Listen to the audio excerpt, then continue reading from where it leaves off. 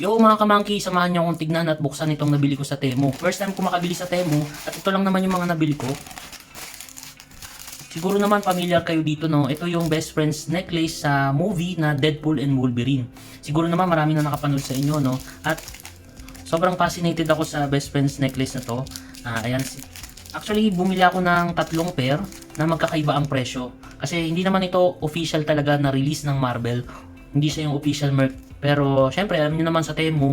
So bumili ako ng tatlong magkakaiba para hindi ko pagsisihan bandang at makapili ako kung ano yung pinaka the best. So ayan, makikita nyo naman sa sizes pa lang is magkakaiba na. Ito yung pinakamura. Dito ko na purchase to sa UAE, no. Ito nagkakahalaga lang siya ng 8 dirhams.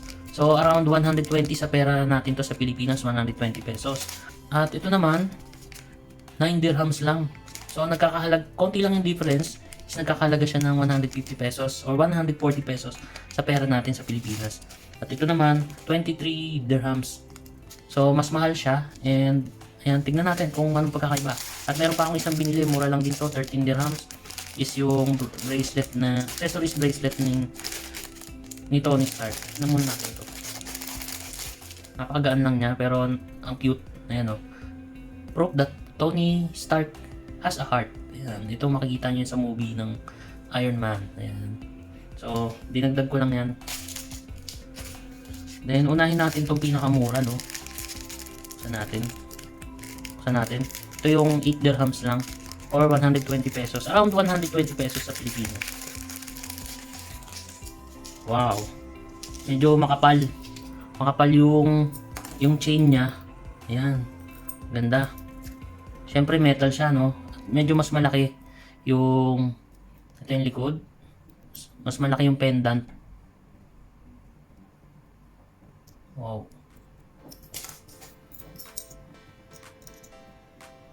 Ito sa likod. Ito yung pinakamura, ha. Ayan. And tignan nyo yung chain. Medyo mas makapal. Ito naman yung sunod. Iba yung packaging niya. 9 dirhams lang siya. So around 140 pesos sa Philippine peso.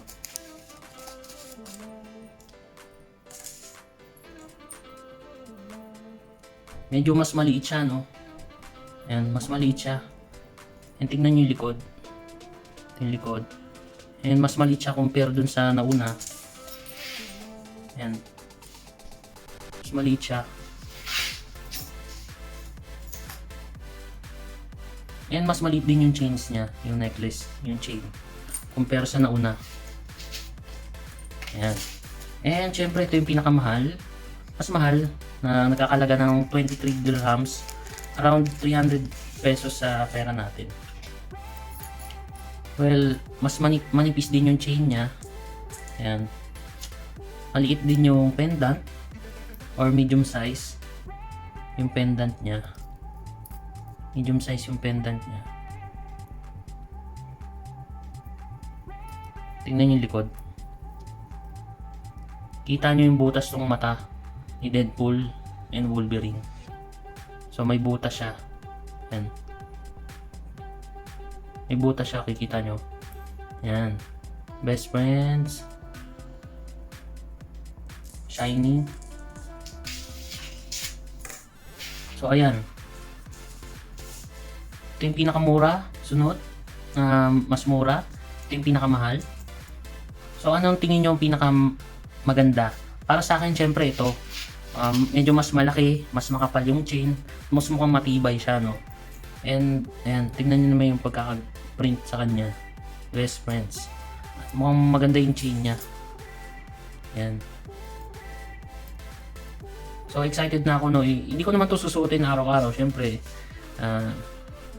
Iba pa rin kapag sinuot mo to araw-araw, syempre, di ba?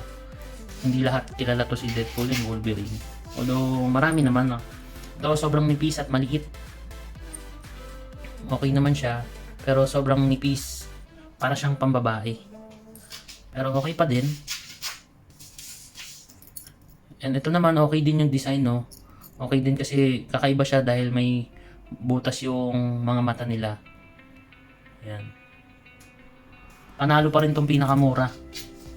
Guys, hindi to official release ng Marvel Meron silang official pero medyo mas mahal na talaga yon. At nakita ko lang yun sa eBay. Pero sa Amazon, puro ganito yung mga available. And sa Temu, syempre kung saan ko nabili to. Ayan, mura lang sa Temu. Kaya kung minsan lang naman pang forma-forma sa mga cosplay or sa mga pupunta kayo sa mga movie house or sa mga Comic Con, magandang suotin to, magandang pang-forma to, pandagdag forma nyo, no?